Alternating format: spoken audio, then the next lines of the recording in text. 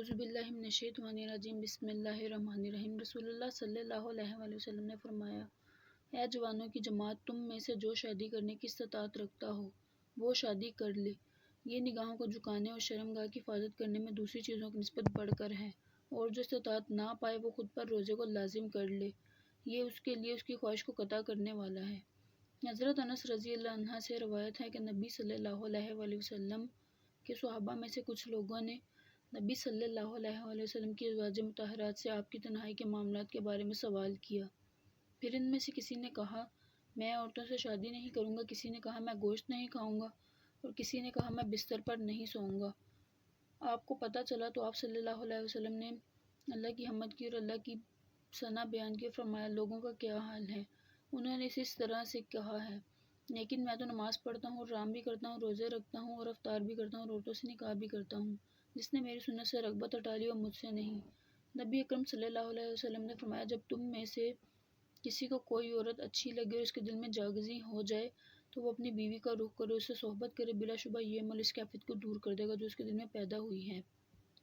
رسول اللہ صلی اللہ علیہ وسلم نے متے سے روکا اور فرمایا، خبردار، یہ تمہارے آج کے دن سے قیامت کے دن تک کے لیے حرام ہے، اور جس نے متے کے عوض کوئی چیز دی ہو وہ اسے واپس نہ لے۔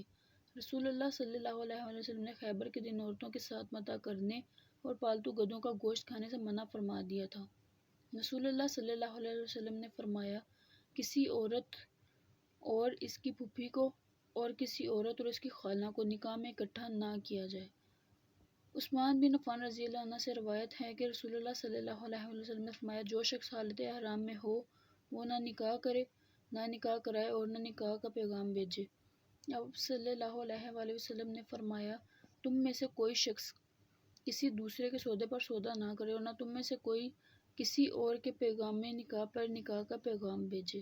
رسول اللہ صلی اللہ علیہ وسلم نے شغار سے منع فرمایا، اور شغار یہ ہے کہ آدمی اپنی بیٹی کا نکاح اس شرط پر کرے کہ وہ دوسرا بھی اپنی بیٹی کا نکاح اس سے کرے گا اور ان دونوں کے درمیان مہر نہ ہو۔ حضرت ابو ہریرہ رضی اللہ عنہ نے حدیث بیان کی کہ رسول اللہ صلی اللہ علیہ وسلم نے فرمایا، جس عورت کا خاوند نہ رہا ہو اس کا نکاح اس وقت تک نہ کیا جاتا کہ اسے پوچھ لیا جائے، اور کنواری کا نکاح نہ کیا جاتا کہ اس سے اجازت لی جائے۔ صحابہ نے عرض کی، اے اللہ کے رسول، اس کی اجازت کیسے ہوگی؟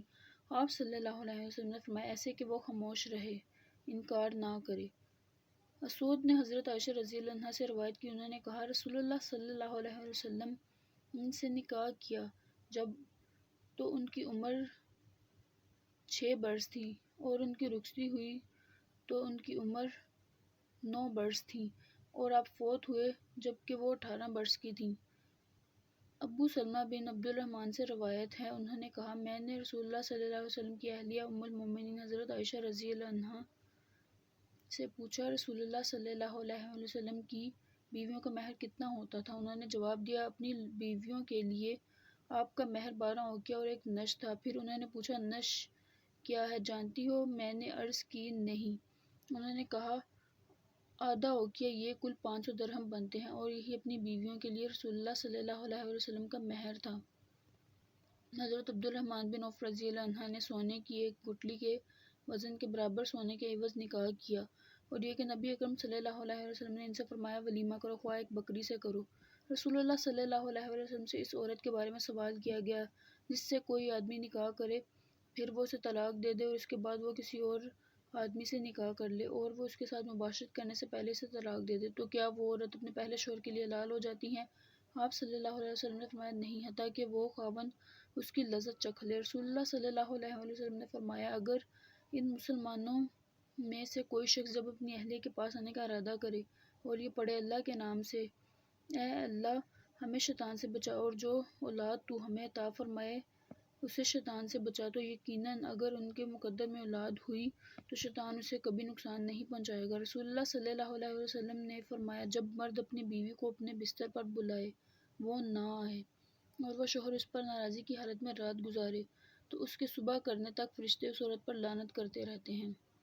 رسول اللہ صلی اللہ علیہ وسلم سے ازل کے بارے میں سوال کیا گیا۔ آپ صلی اللہ علیہ وسلم نے فرمایا، ہر پانی منی کے قطرے سے بچہ پیدا نہیں ہوتا، اور جب اللہ تعالیٰ کسی چیز کو پیدا کرنے کا ارادہ فرما لیتا ہے تو اسے کوئی چیز روک نہیں سکتی۔